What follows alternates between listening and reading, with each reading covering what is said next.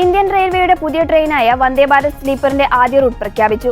ഗുവാഹത്തി കൊൽക്കത്ത റൂട്ടിലാണ് രാജ്യത്തെ ആദ്യത്തെ Vande Bharat sleeper train ഓടുകയെന്ന് railway മന്ത്രി അശ്വിനി വൈഷ്ണവ് പ്രഖ്യാപിച്ചത്. സർവീസ് പ്രധാനമന്ത്രി നരേന്ദ്രമോദി ഫ്ളാഗ് ഓഫ് ചെയ്യുമെന്നും അദ്ദേഹം കൂട്ടിച്ചേർത്തു. എന്നാൽ എന്നു മുതലാണ് സർവീസ് ആരംഭിക്കുക എന്നത് വ്യക്തമാക്കിയിട്ടില്ല. വന്ദേ ഭാരത് സ്ലീപ്പർ ട്രെയിനിന്റെ പരീക്ഷണ ഓട്ടമടക്കമുള്ള എല്ലാ പരിശോധനകളും വിജയകരമായി പൂർത്തീകരിച്ചതായും മന്ത്രി പറഞ്ഞു. ലോകോത്തര സൗകര്യങ്ങളും സുരക്ഷയും പ്രദാനം ചെയ്യുന്ന യാത്രാനുഭവമാകും വന്ദേ ഭാരത് സ്ലീപ്പറിന്റേതെന്ന് മന്ത്രി പറഞ്ഞു. രാജ്യത്ത് തദ്ദേശീയമായി നിർമ്മിച്ച വന്ദേ ഭാരത് സ്ലീപ്പർ ട്രെയിനിന്റെ അതിവേഗ പരീക്ഷണത്തിന്റെ വീഡിയോ ദൃശ്യങ്ങൾ അടുത്തിടെ പുറത്തുവന്നിരുന്നു.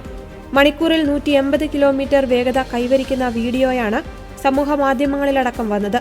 ബംഗാൾ തെരഞ്ഞെടുപ്പ് നടക്കാനിരിക്കുന്ന സാഹചര്യത്തിൽ ഫ്ളാഗ് ഓഫ് വലിയ ആഘോഷമാക്കുവാനുള്ള നീക്കത്തിലാണ് BJP. കൊൽക്കത്തയിൽ നിന്ന് പുറപ്പെടുന്ന ട്രെയിനിൽ ബംഗാളി ഭക്ഷണവും അസമിൽ നിന്ന് പുറപ്പെടുമ്പോൾ അസമീസ് ഭക്ഷണവും വിളമ്പുമെന്ന് മന്ത്രി അറിയിച്ചു. അതിനിടെ വന്ദേ ഭാരത് സ്ലീപ്പർ പ്രഖ്യാപനം രാഷ്ട്രീയവൽക്കരിക്കുന്നുവെന്ന ആരോപണവുമായി തൃണമൂൽ കോൺഗ്രസ് രംഗത്തെത്തി. മികച്ച ട്രെയിനുകൾ നേരത്തെ തന്നെ ബംഗാളിന് ലഭിക്കേണ്ടതായിരുന്നുവെന്നും റെയിൽവേയിൽ നവീകരണം അനിവാര്യമായിരുന്നുവെന്നും തൃണമൂൽ നേതാവ് കുണാൽ ഘോഷ് പറഞ്ഞു. മമതാ ബാനർജി റെയിൽ മന്ത്രിയായിരുന്നുവെന്നും അന്ന് എത്രത്തോളം മാറ്റമുണ്ടായെന്ന് ജനങ്ങൾക്കറിയാമെന്നും കുണാൽ ഘോഷ് ചൂണ്ടിക്കാട്ടി. 16 കോച്ചുകളാണ് വന്ദേ ഭാരത് സ്ലീപ്പർ ട്രെയിനിലുള്ളത്.